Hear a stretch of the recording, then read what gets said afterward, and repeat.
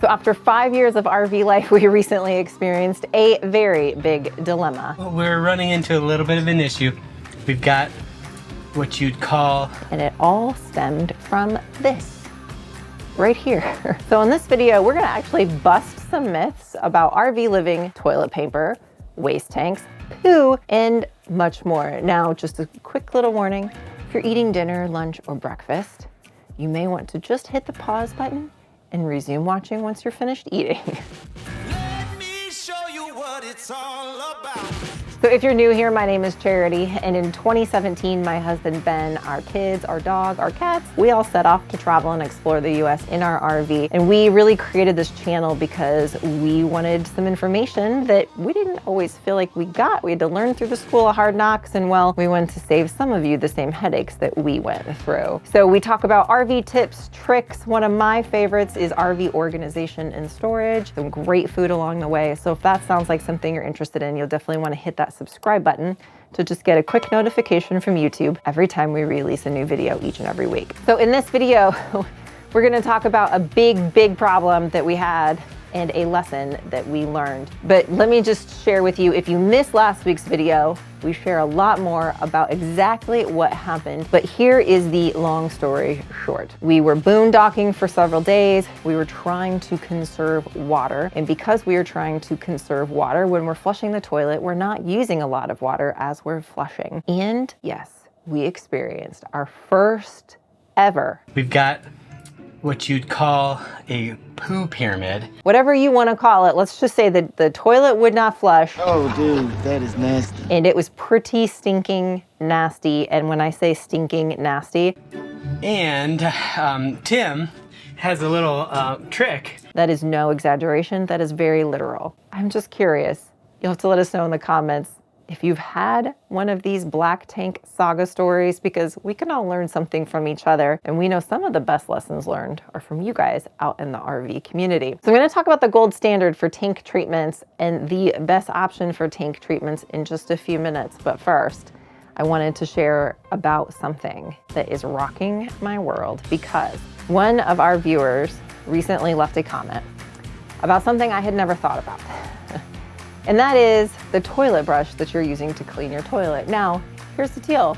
Maybe most of you, like me, you'll have to leave me a comment and let me know if the toilet brush you use to clean your RV toilet is the same type of toilet brush you would use to clean a house toilet. In other words, like it's from the Dollar Tree or IKEA or Walmart or whatever. Like, it's nothing special, right? It's the hard bristles, just a regular toilet cleaning brush. Well, one of our viewers actually pointed out that's really bad for your RV toilet because of the rubber seal that is in the, I don't even, what do you call it? A ball? Somebody tell me in the comments, what do you call the thing? The flapper, the rubber seal around the flapper. We actually had ours that started leaking one time and we had to replace it. Not a fun task. Our friends over at Unique actually have this toilet brush that they have available now that they sent, and I'm really liking this because this is actually like a really soft rubber. It is not hard bristles, so this is not going to damage the seal on the toilets. I'm using this from now on. Trust me, I haven't used it yet, or else I wouldn't be doing this with it.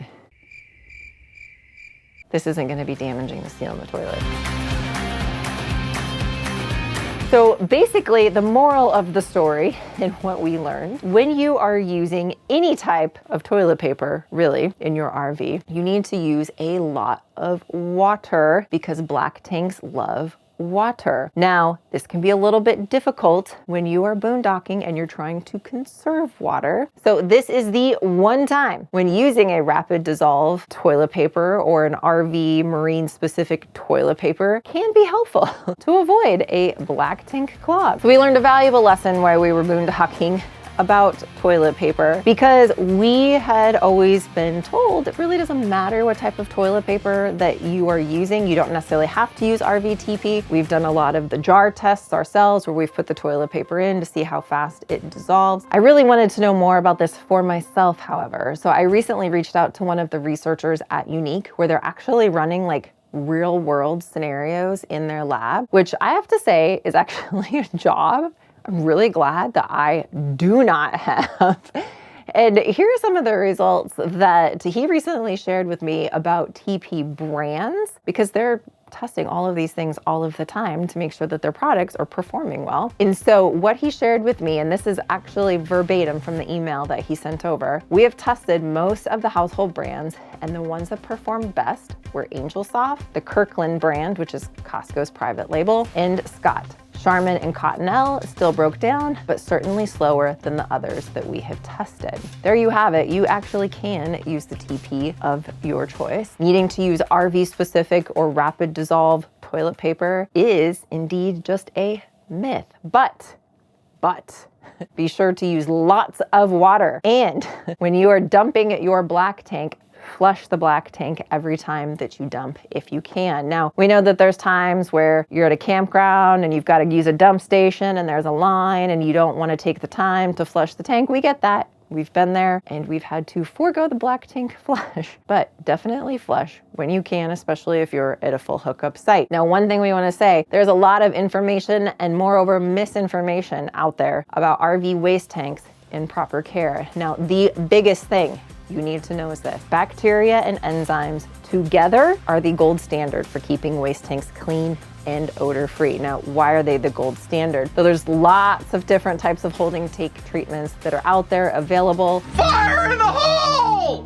You're gonna hear lots of different things and lots of different groups about use this and use that, and when this is comboed with this and that, it all works. Well, only those that are really powered by bacteria and enzymes are capable of doing all of the things necessary inside of an RV holding tank. So things like odor elimination, solid waste breakdown, sensor probe maintenance. Other treatments can usually do one, but only bacteria and enzymes are going to do them together with the most guaranteed success. So something to keep in mind. Now, something else that we're using when we are not actively camping in the RV is this product, which is called Store It. Now, let me tell you a little story. We host guests here at the Glamper Hideaway a lot, and sometimes we have more guests than what we have beds for. And this is where our RV sometimes doubles as a guest house. So if we're hosting friends or family and we're not actively traveling and we've got more people than we've got beds for, well, hello, RV becomes a guest house. And a few months ago, our RV was doubling as a guest house for 3 teenage girls. And this is where in Florida, with heat, humidity, a black tank could really start causing some odor issues when the tank isn't being dumped every few days and you've got your RV being used as a guest house. And this is actually where this product came in super handy, because once our guests were back on their way, we can actually fill the black tank the rest of the way with water, add this, which actually acts as a cleaning agent, and we just leave it till the next time that we're ready to go out or dump the tanks with a macerator. So this is a great option when you've got several weeks between those camping trips and you just don't have a chance to dump the tanks every couple of days. Which actually makes me curious, how many of you guys have used your RV or camper as like a guest house, or use your RV as your own guest house parked next to friends or families? We actually like to do that too. That's always fun. Blah. Poo flies. Is that what we want to call this? Poo flies? Oh yeah. Be prepared. Be prepared. I don't even like the RV and able to dump the Be prepared. The end is near. Be prepared. So let me tell you about something that I just recently learned about that totally rocked my world when I found out about it. Oh my gosh, stop. Thank you. Thank you. You rock my world. Okay, come on. We've got to, we got work to do. We got work to do. So I'm gonna leave last week's video where we talk more about our dilemma right up here. Just make sure you're not eating lunch or dinner when you watch it. It's definitely a doozy. And if we don't see you out on the road or around the campground, we'll catch you in the next video.